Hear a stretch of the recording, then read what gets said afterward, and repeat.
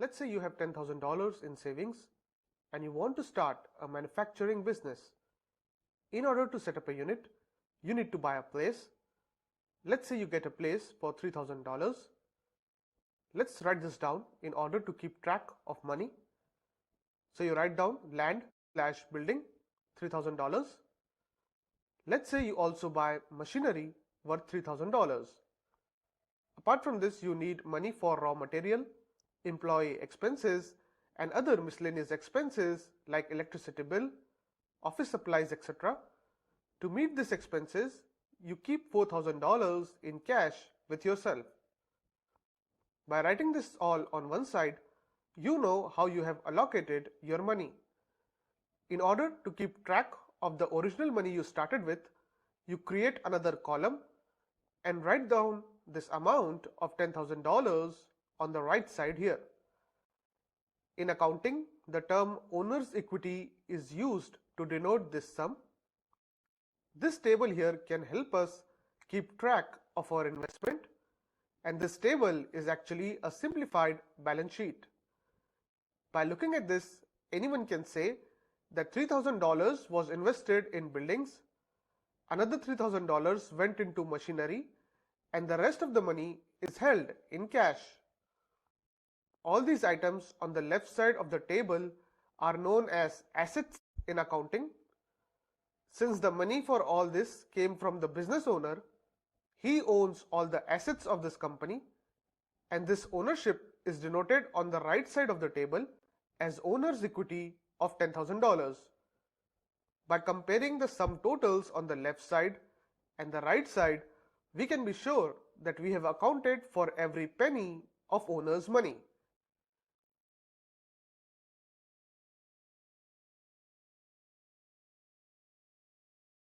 Now assuming you want to start the same business at the same scale with exactly the same assets, you are now short of capital by $2,000. So how do you fulfill this shortfall in capital? One way is to take a loan of $2,000.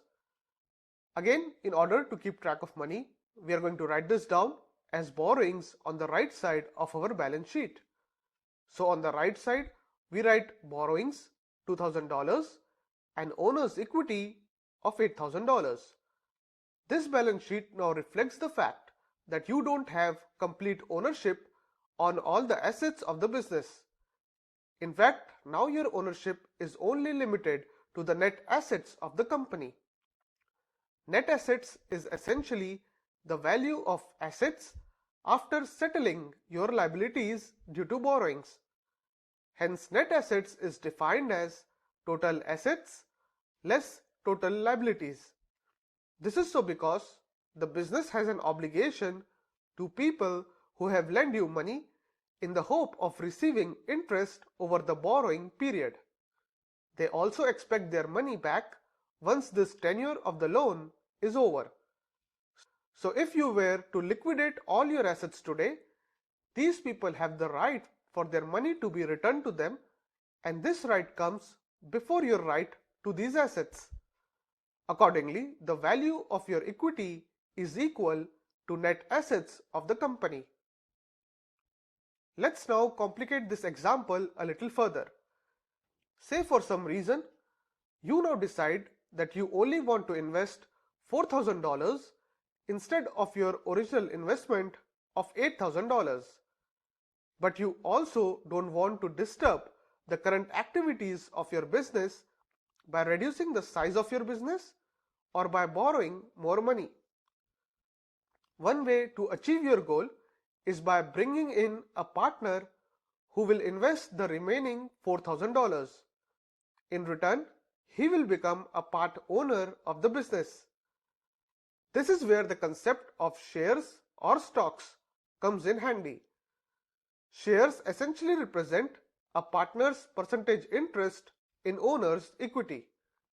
For example, in this case, the partnership can be represented by an agreement which might state that you own one share worth $4,000 and your partner owns one share worth $4,000. This arrangement also clearly says that since you own one share out of a total of 2 shares issued by the business, you have 50% ownership of net assets of the company. What this also means is that each shareholder has right to 50% of the business's net profit.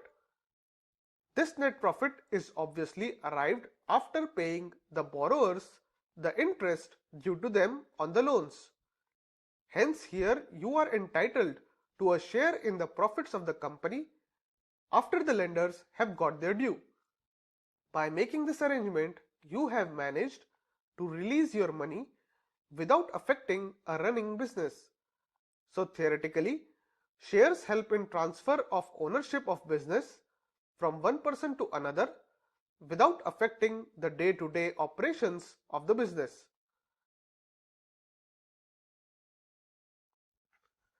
A stock or a share represents a fixed percentage ownership in a company or business. For example, if a company has issued 100 shares, and if you own one share, then you have 1% ownership in the company. What this means is that you own 1% of net assets of the company. You also have the right to 1% of the net profit of the company. Now that we have defined what is a stock, let's define what is a stock market. A stock market is a marketplace for stocks where willing buyers and sellers of stock come together to trade with each other.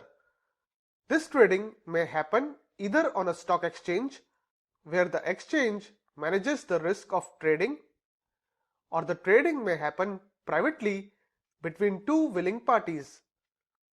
Stock exchange is essentially a platform or a network of computers where buyers and sellers transact in any security. We will cover stock exchanges in greater detail in a later lecture, but if two parties decide to privately trade a stock that is listed on exchange, then they are obliged to register their trade with the exchange. For the purpose of this course, we are limiting ourselves to stock trading on exchanges. When it comes to stock market and stock exchanges, the trading of stock may happen either in the primary market or in the secondary market. We cover this topic in detail in later lectures. For now, let's look at who all participate in the stock market. The various participants in the stock market can be broadly divided into two categories based on the quantum of their investment and also the complexity of their investment strategy. The first participant we look at is the retail investor. These are individuals who have surplus savings in their personal account. They either trade based on their own analysis or on the basis of recommendations from financial intermediaries like stockbrokers or research analysts. They usually do not follow a complex investment strategy. Also, the quantum of investment made by any single retail investor is very low when compared to institutional investors. The next participant is the institutional investor. Institutional investors are institutions like corporate, banks, government organizations, mutual funds, insurance companies, and pension funds. They are considered to have specialized knowledge and skills in investing. Often they do a lot of independent research before making any investment.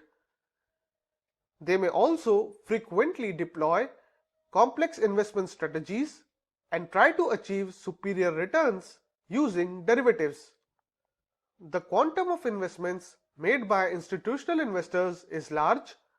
This is because they have access to large amount of capital as they pool financial resources from many individuals or entities. For example, mutual funds collect money from a wide range of individuals in order to manage it in accordance with a particular investment objective. Similarly, insurance companies collect insurance premiums from a diversified group of individuals in order to provide insurance cover. Their corpus is made out of these premiums. This corpus has to be managed so as to meet future insurance claims. Institutional investors often employ fund managers with considerable experience to manage the huge corpus.